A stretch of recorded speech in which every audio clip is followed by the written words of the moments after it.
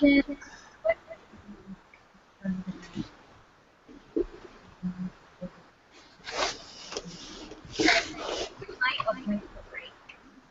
I'm Virginia. My partner in I'm at Miami University working in service work, and my winter break highlights. One of the things I did over break was go to New York. I went with Mindy, and we saw a lot of shows and ate a lot of food. And one of the shows we saw was Allegiance, which focuses on Asian Americans and the Japanese internment, and it was one very cool highlight that we did. I guess I'll go because I'm on the same screen.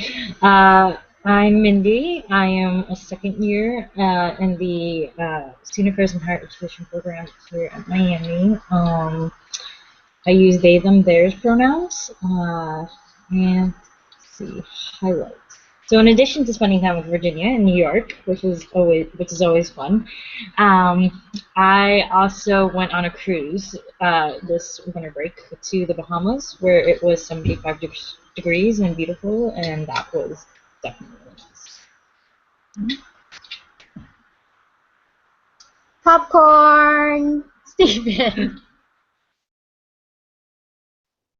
Hello, my name is Stephen Duderick. I'm a second-year PhD student in Higher Education and Student Affairs at Ohio State, and I work in the Multicultural Center as well. What are we saying? Winter break. Highlight of winter break. I mean, I spent the whole thing in Southern California, so that was really nice in general. But I guess my highlight was just spending time with my family. We went out from LA to Palm Springs for 5 days, so it was nice to just sit and relax because there's not much to do in Palm Springs except just enjoy your time. Popcorn Anna. Hello, so I'm Anna, and I'm a second year in the master's program here at Ohio State, and I work within University Honors and Scholars. And over winter break, I just was in California also, spending time with my family, and so I just had a lot of fun just eating, hanging out, and just doing nothing.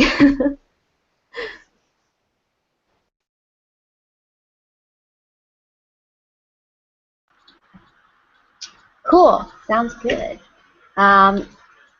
We couldn't hear like the second half of Steven's stuff, but I'm in LA or I'm in Orange County. I think we're pretty close to each other. I forget where you're from, but we're from Huntington Beach. Yeah. Long Beach. Okay. And cool. Anna's from the San Fernando Valley in LA. nearby. Okay. So Danny isn't here, and he was doing chapter 12 for us, but I think the two chapters were very intertwined and related. So maybe we can just start with the questions that you had, Anna, and then we can just kind of go from there.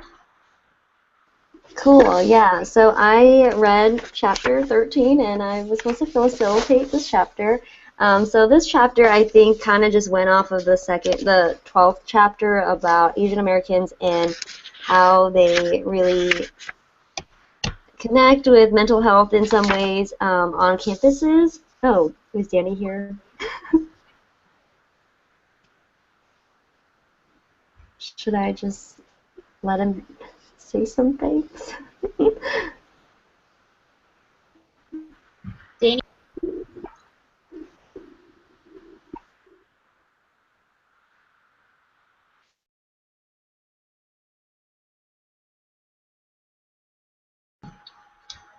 I think you could just keep going, okay. Anna. If Danny's not in, I think he'll chat. It's pretty. Sometimes the noise just goes in and out for me, so I'll just try to speak really slowly. So my first question was kind of for chapter 13, which focuses on demystifying mental health within API communities. What resonated with you all, and why? Why did it resonate with you?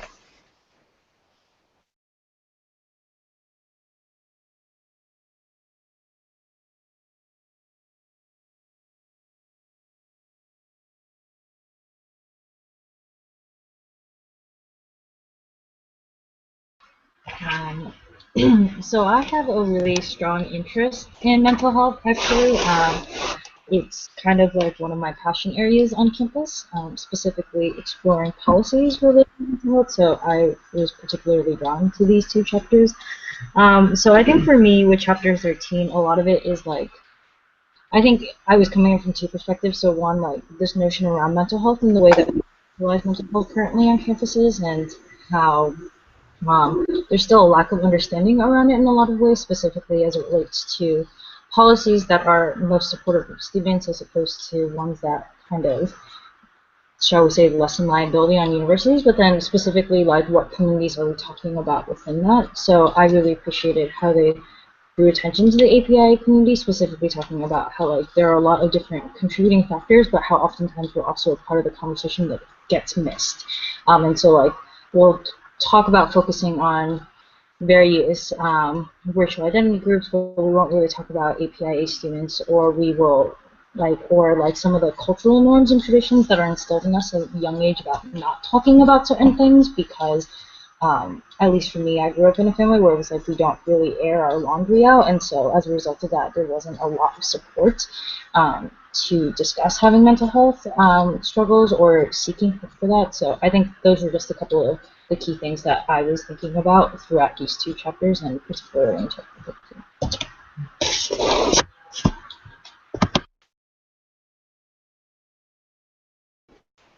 Thanks for sharing, Mindy. And it's open for anyone else to share if you would like to. Oh, and for those of you that just kind of came on, the question I had asked is what resonated with you all within the chapter 13, and why was it something that you resonated with?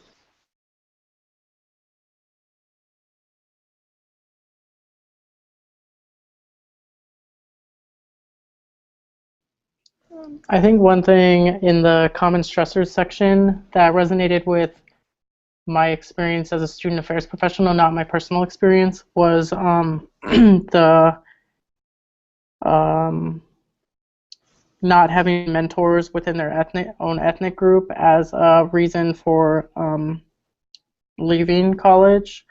I was fortunate in undergrad to have two prominent API mentors in the things I was involved in, and so, but I see how that was a factor that contributed to me staying and finding a sense of belonging and place in undergrad, but that also lends itself to the reason, and I know I've talked about this before, of like being mixed and like navigating the API identity with that, but kind of putting myself out there to make sure that API students know that I am in, if they can't see it, that I identify as API, because there are so few in a lot of schools at Ohio State. There's very few administrators, and so I just think that highlights the importance of making ourselves visible in the community, and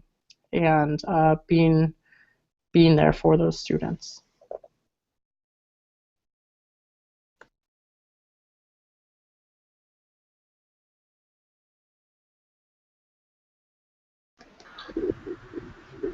Thanks for sharing, Stephen. I think what Stephen was saying, I think connects closely with one of the first few chapters where there is a story about not having any psychologists of Asian American descent, and trying to increase that so that people can just feel comfortable like talking to someone when they need it.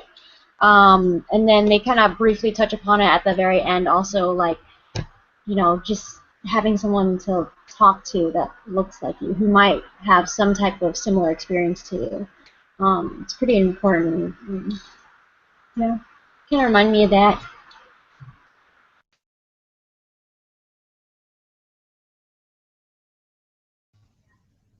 Hello? Can everyone hear me? Okay. Sorry, I apologize that I was showed up late. I was talking to a student over, so that's why I was late. But I guess I just wanted to echo, Stephen, what you said about having mentors and how that's just so fundamental to like someone's experience. And I guess that resonates with my experiences a lot, both from as a student and being able to seek support, and not feeling comfortable seeking support with like non-Asian or non-POC counselors, or and just that providing like a space for me.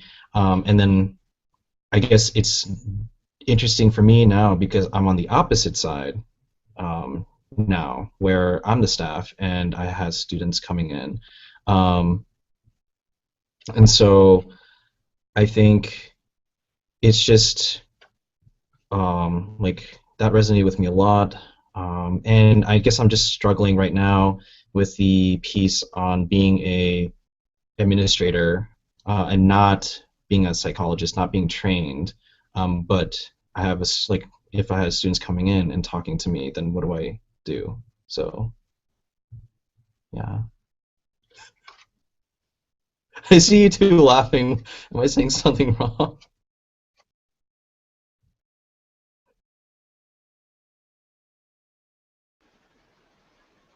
Oh, they just couldn't hear you, Peter. But everyone else could. Oh, thank you for sharing, and Danny's away, but thank you for kind of discussing the first question. I definitely agree with you all about the importance of mentors. Something that really drew me just to even like facilitate this chapter was I actually wrote a paper my first semester in grad school about how the model minority myth kind of keeps Asian American students away from counselors, and how it just even went on to like suicide ideation and how that plays a huge role in how students like retain themselves at the institution and in general. So yeah, this was a really, really interesting chapter for me. Would it be okay if I just move on to the next question? Okay, so my next question, my next question was, what are your thoughts on how API students utilize counseling centers at lower rates than other students? And I kind of just wanted to know, in addition to what was said in this chapter, what do you think about that, and why do you feel these students are not utilizing mental health resources on campus?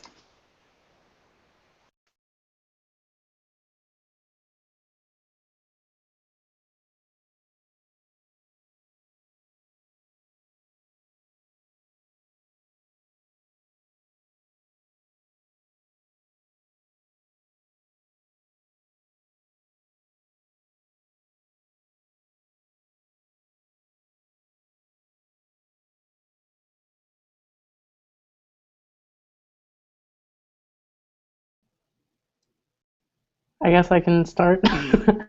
I mean, I think a lot of it comes up with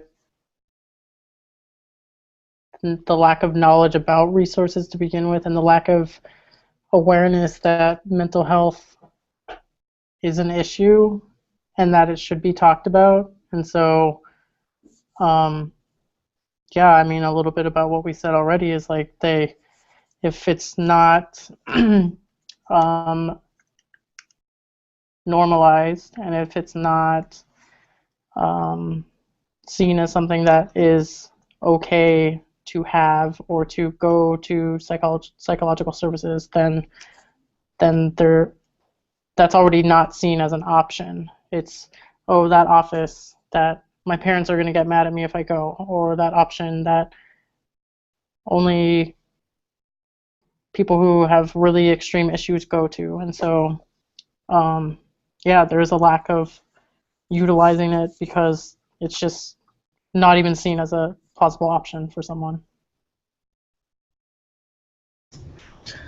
I'll jump in with that and say that, can you guys hear me? Okay. Steven, you look like you can't hear me. You know, I think this chapter and the chapter that I'm facilitating has just a lot of overlap. And so I guess we'll just be talking about the same thing, similar things. But a big thing is, as you said, like saving face is huge, I think, in many Asian cultures. And by acknowledging that you have some kind of problem, you're bringing shame on yourself, and in essence also bringing shame to your family as well. And so that's one thing. But second is, I've had cases too where some students don't really actually believe in mental health issues either, especially from many of their parents, where they're like real doctors who deal with physical issues, not mental issues, and they don't recognize that it's something that needs to be dealt with. It's more of a willpower thing, and it's like it's an issue of the heart, and it's an issue of something that you just need to get over it. And so I see that as another reason why students use counseling service at lower rates.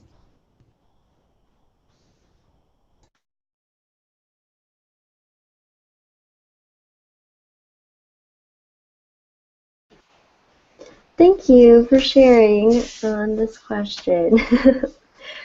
Since I know Danny's got to facilitate the other half, I'll just ask one more question, and then would that be okay? Okay. So my last question is, in what ways have you seen or do you wish universities and colleges can kind of help API students facilitate conversations about mental health with parents and families, since that plays a really big role in how students utilize these resources?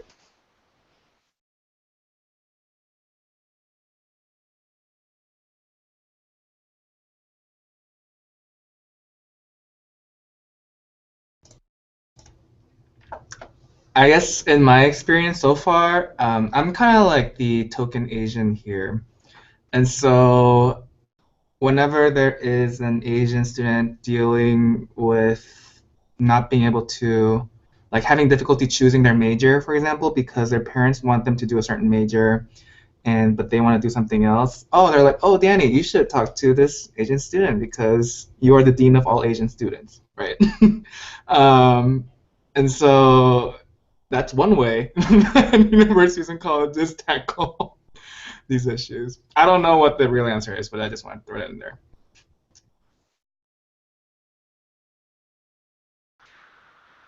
Can you all hear me?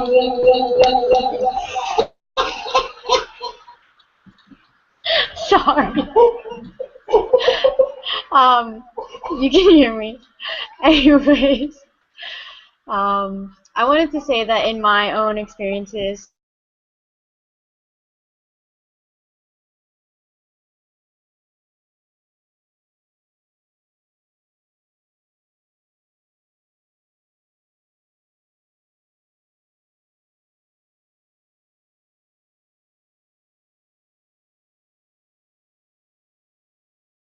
and it does, you know, benefit them, I think it would be easier and less of a stigma if to say like, oh, actually, I'm going to, right? That's where I have found helpful in recently, and that's my own family, so maybe.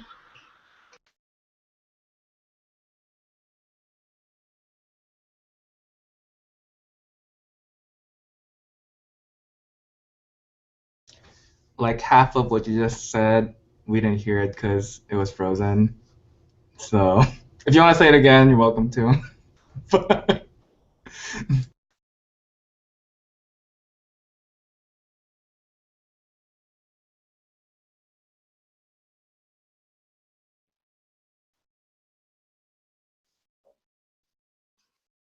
Hello, can you hear me now? Okay, so what I was trying to say was that with my own family, it's easier to tell stories about, either a friend or, if you don't want to say that it's you yourself, you know, to say like, oh, my friend has used counseling services in the past and it really helped them, it really benefited them, and kind of let them know what happened, like the results. And if they can see the results and can see that this person is a normal person, then, you know, there will be less stigma around that for, you know, families to be using it. That's weird.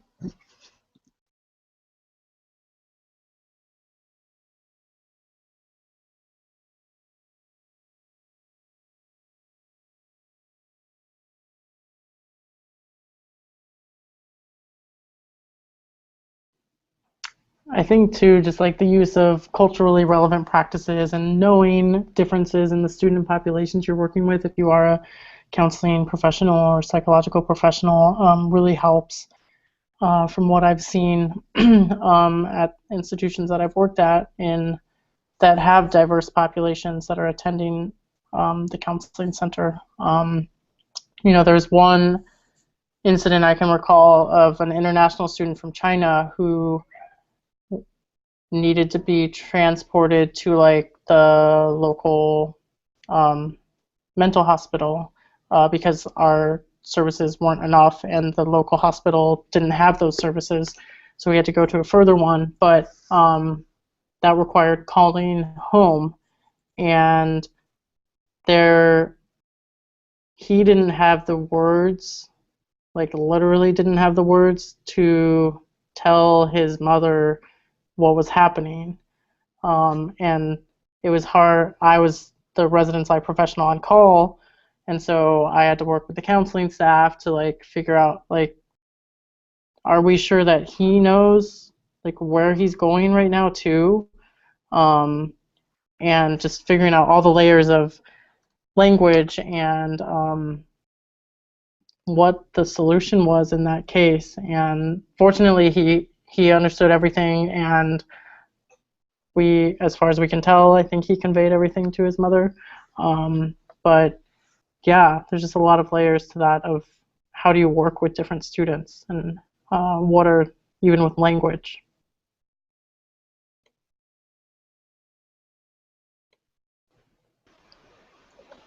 Thank you for sharing. I think when I was thinking about this question, I wasn't definitely thinking of like an answer or anything, but I just wanted to hear all of your experiences.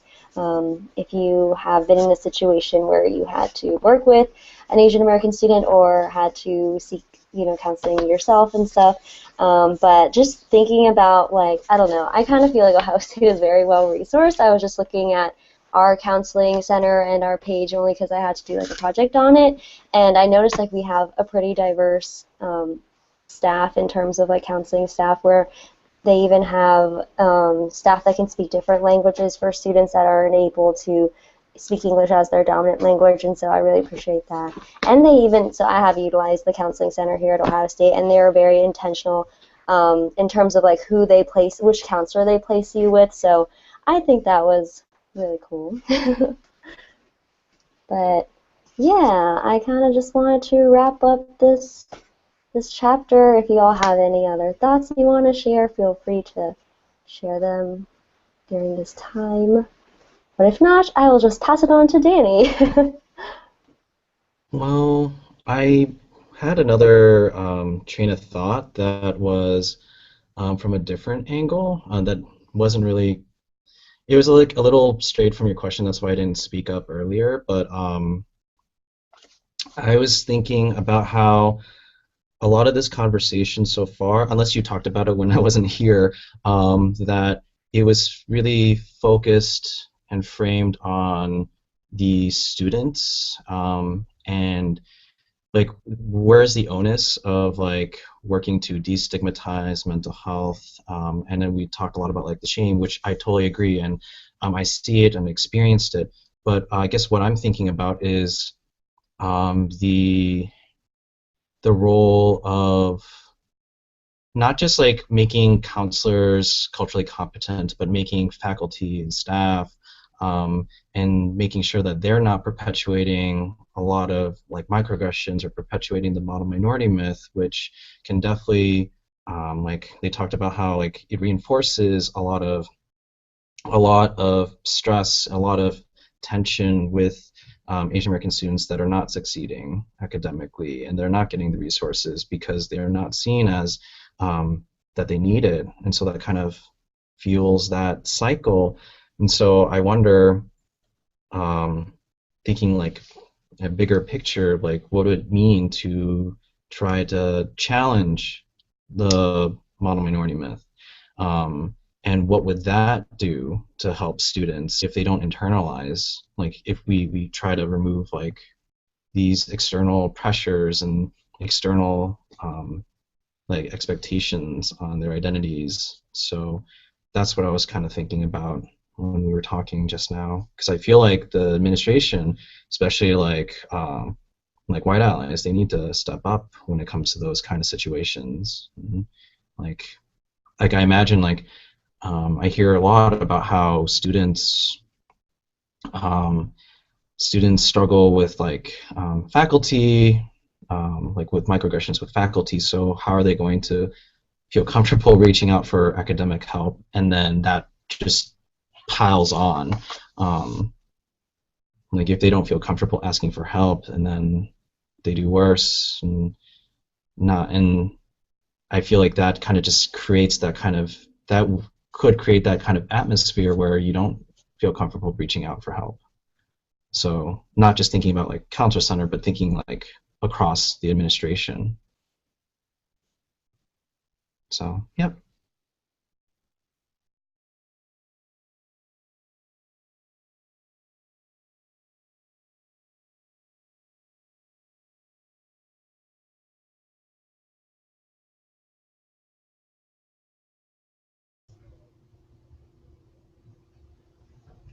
Okay. Well, then I will continue on with chapter 12. Chapter 12 is it's called Asian American Mental Health on Campus, and as we said before, it has a lot of overlap with Anna's chapter as well. But I think I have a slightly different angle to where Anna was coming from. But first, before we go on to that, I just wanted to ask you all if you had any general thoughts or something that resonated with you from this chapter. There are a lot of things here, for sure.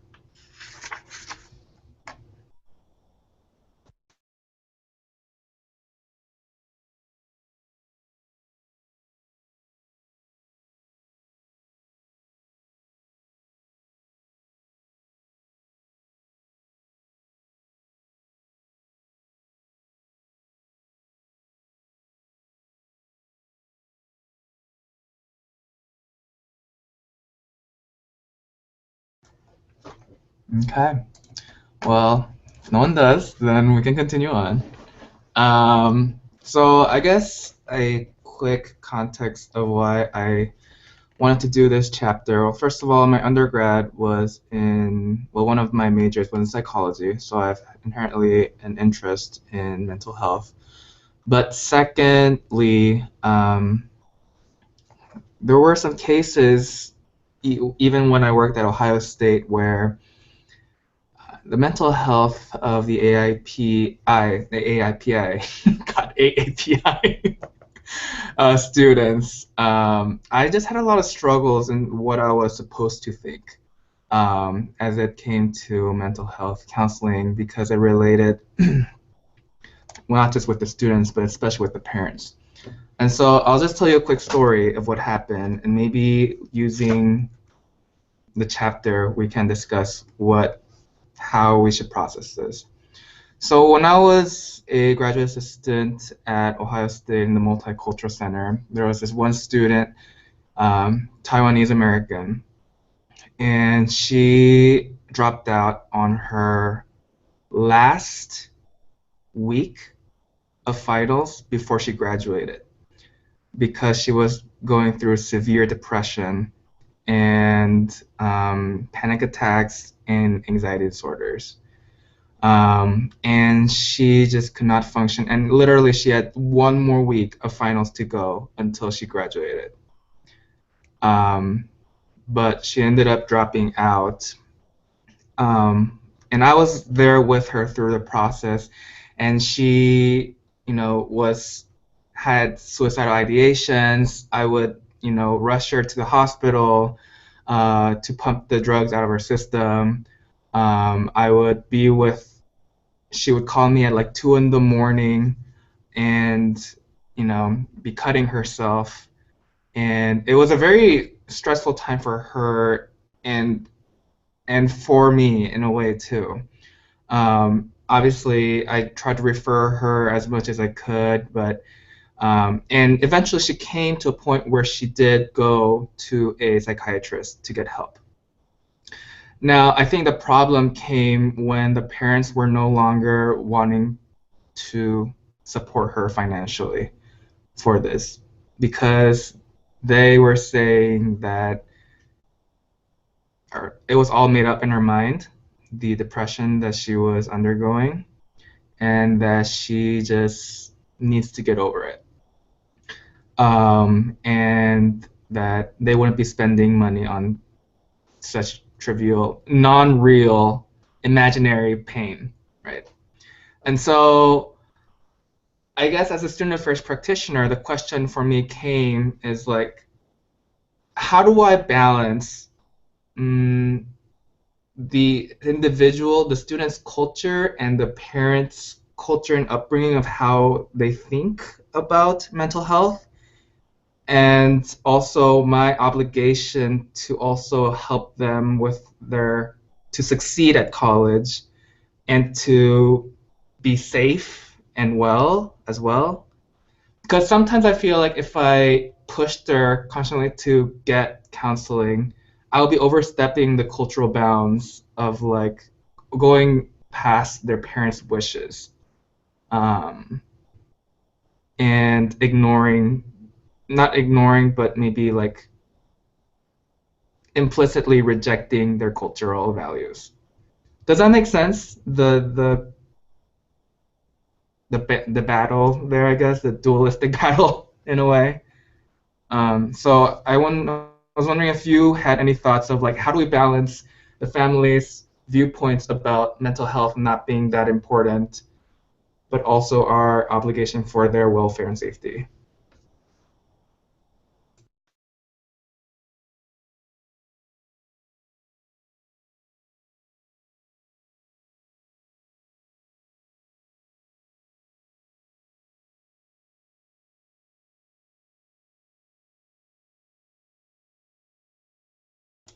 There are no right or wrong answers here. I honestly struggle with this. I don't know what the right answer is either. So.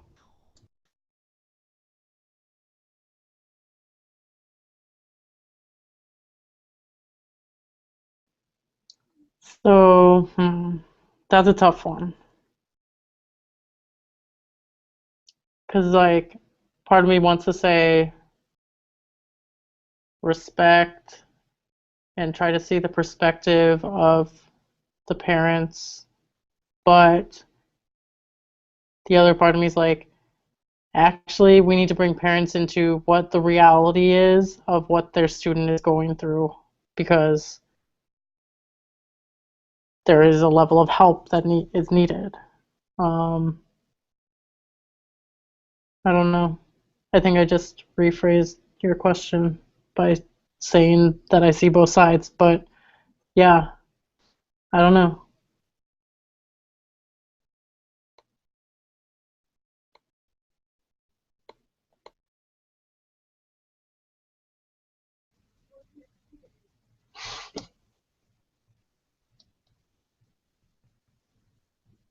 Yeah, I'm gonna echo that too. That's a really hard question, and I think it's really contextual, because part of me says, if I guess I think of it in terms of risk, and it depends on the level of risk. Like, if a student is like ideating, I think that is a situation where we need to compromise more, because if a student's life is at risk, then I feel like that is above all else. Whereas if a student is struggling with mental health, but not to that extent. I think that's where we have more room to try to make sure that we don't, I guess, don't, clash with cultural values. So, but I echo that it's a hard question, and I don't know what I would do. I feel like if I had a student who was at very high risk, I would intervene, because I just think that like suicide is just that's like an ultimate means to like a temporary time, and like with I don't know, with like trying to communicate with like families and parents, I feel like that's worth the risk. Having like those tough conversations versus like not stepping in. I don't know. That's hard. Sorry, I'm not very like. I feel like I wasn't very coherent on that.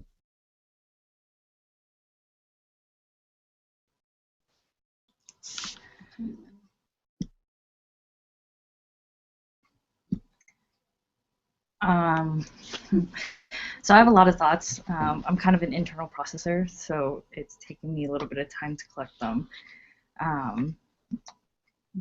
And I think for me, I'm thinking a lot about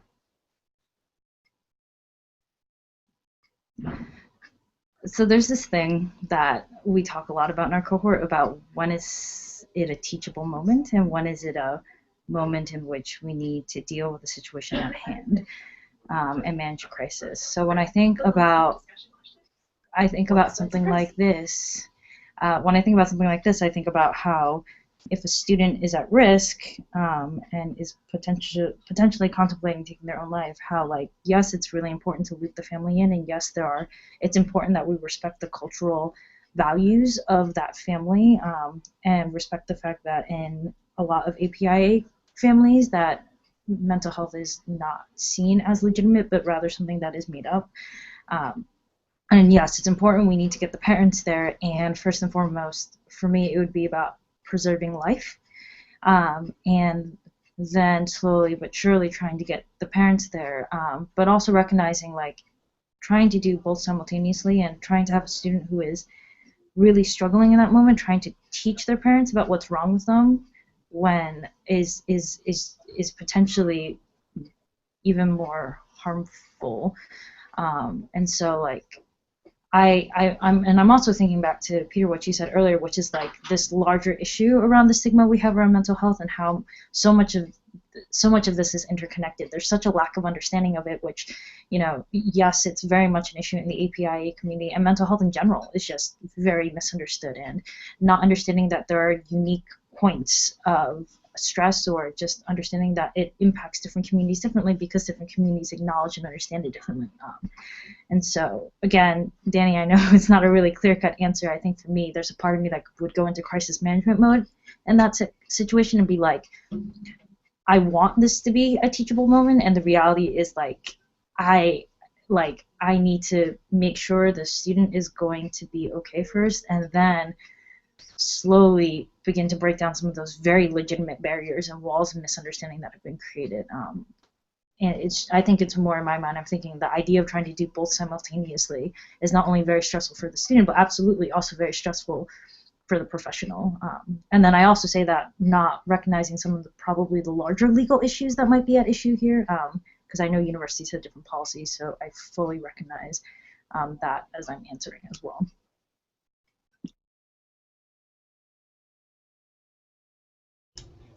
So what ended up happening was, at one point, they went to me about what was going on, and I explained to them, look, your daughter, she is suffering a lot right now, and she is going through a lot of pain and depression and panic attacks, and you know, she really, I think what she wants is your support in this as well. So not just financial support, but understanding that this is a real experience for her.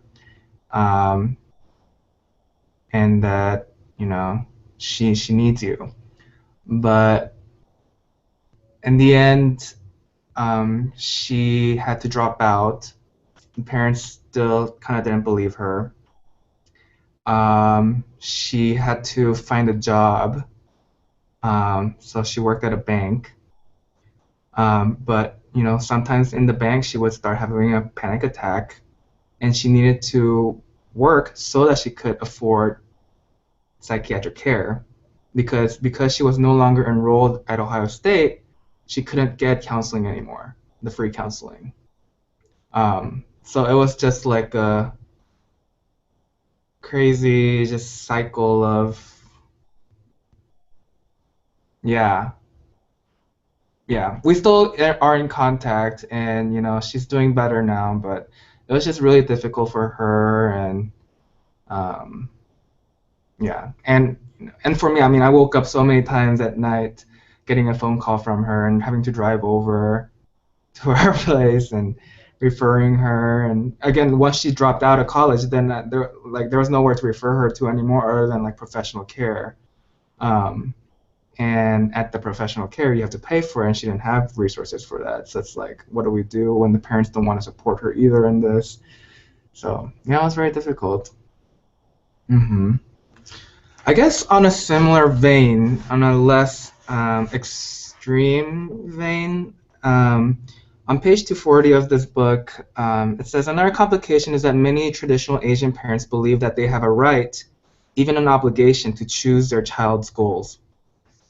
And I'm sure some of you may have experienced this too, but as someone who is seeking advice, if a student is like, I want to do this, but my parents want me to do this, it's a similar situation of like individual will versus familial will. How do we balance that as well? It's like the cultural value versus what the individual value is.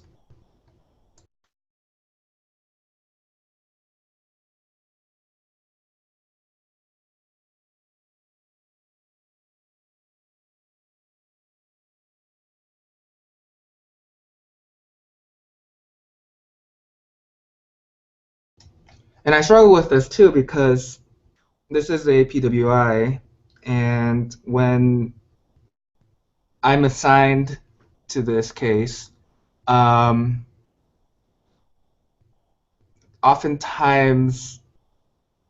my white supervisors or colleagues would say, "Oh my goodness, these parents, like, they are like so intrusive in their child's life." Whereas I understand that the parent is coming from a loving place, like they want the best for their child too. So I'm also trying to not be that Asian person who's like, no, this is okay, but at the same time, like, so thoughts? So I actually feel like I experienced this firsthand as an undergrad, because my parents are Vietnamese immigrants, and they came to this country with nothing, which like I think is the narrative of a lot of other Asian Americans. And they had this goal for me that they really wanted me to be a pharmacist, because I would make a lot of money and be able to support them financially, because that was something that they didn't feel like they could ever do for me. But I just think, yes, I want to do this for my family and for my parents, but it's like the reality is I'm not good at this, and I'm like not doing well in my classes, and I'm just not happy. And so I think it's hard. It's hard to like bring parents into the conversation, especially like as a professional.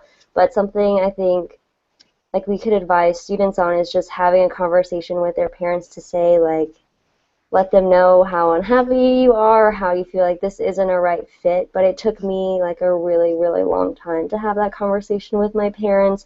And eventually I kind of just had to be like, this really isn't what I see myself doing, because honestly I'm just not good at it. And if I keep trying, then you only have so many years in college. You can't say like so many years to keep pursuing something that you're just not good at. And I think that was something that it's hard. It's hard to like grapple, and it's there's like just no clear answer to. I think it's just individual and the situation, like every case.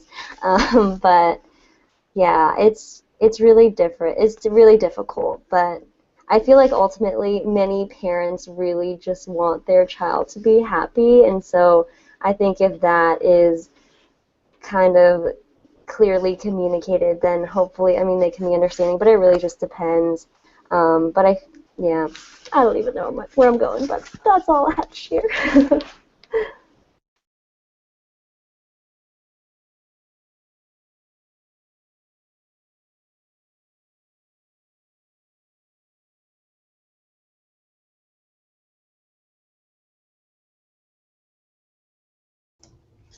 So Anna, like, so let's say, did you ever go to like a student affairs professional for advice on this, or did you just process this yourself?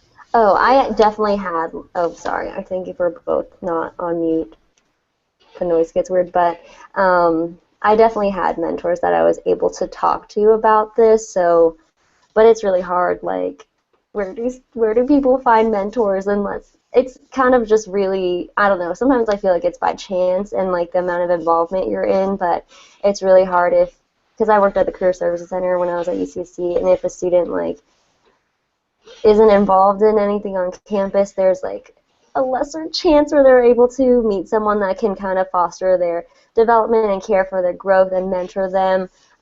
But then they're also like unhappy to the at the institution. So where do they really turn to? I don't know. I just asked an even more complicated question. So these mentors, did they do or say anything that was really helpful for you in like making a decision, like how to approach your parents or how to approach with your major and your life goals? No, they just kind of really, like many people in higher ed, put a lot of that decision-making power in the student. And so I think what my mentors really helped discover for me was just like what I really want to do with the rest of my life, like go into higher ed. But I think that conversation was just something I kind of thought really hard and deeply about, and like, how do I want to bring this up to my parents? I'm like, this is actually what I want to do. I'm applying to grad school, different things like that. So I mean, even to this day, I don't think my parents really understand what I'm doing. They just know that I really like it. So yeah. Don't know if that answered your question.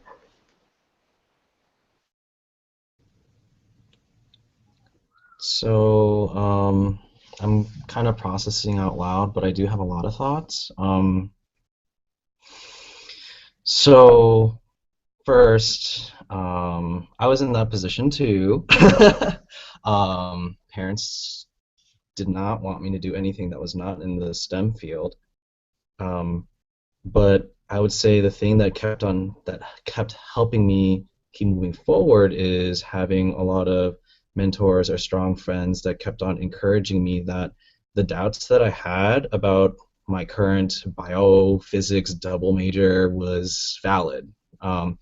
And I think that's a very important piece, because I think for me, I didn't know what else I could have done, because the expectation to go into STEM was strongly ingrained into me for I don't know, forever. And I think not because it was so ingrained, I didn't know what other possibilities there were for me in life, period. I thought I only could be a pharmacist, a doctor, or a scientist, or like something like that.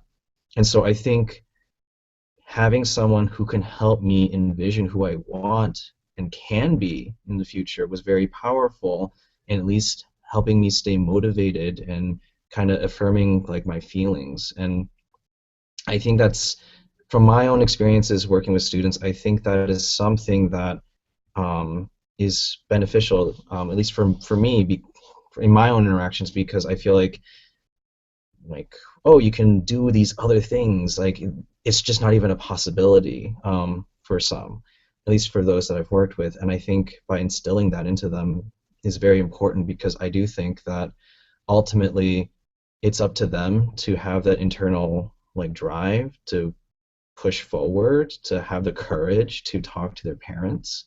And I think that can't be sustained without some hope in themselves. And I think that's one piece, but I think the struggle that I have is I had it pretty lucky. I am here. I got a job in Harvard. Yay, I did it. And that's because I think my parents, I mean, took a very long time, but they accepted it. They didn't like Danny, thanks for sharing your story, but like that's really powerful to hear, like, and sad. And I thought about how I didn't lose financial support from my parents. So I feel like it's really tricky, and we can't just tell students, you know, like, go forth, but and pursue your dreams 100%, but I think have to be realistic and strategic in a way, so that like, I don't know. So I guess that's kind of some of the struggles that I have, because I don't know their families, and they could be like supportive, but there are such times where they're not. But I think it's just helping them at least not like lose that, and just kind of go and like kind of just submit to like their kind of created path already. So yeah.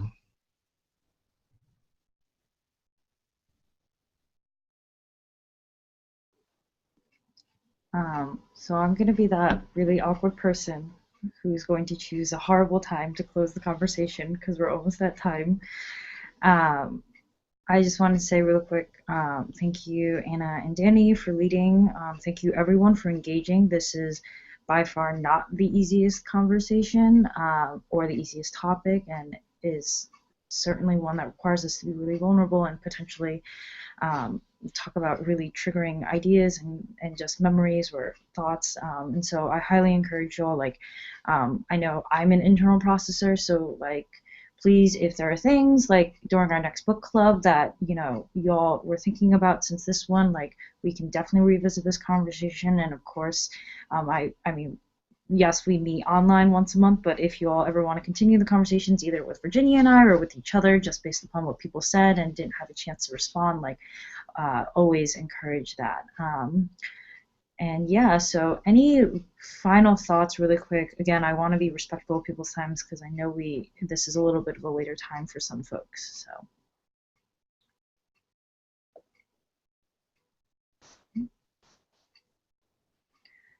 okay then. Thanks everyone. See you in February. Sorry for the technical difficulties. I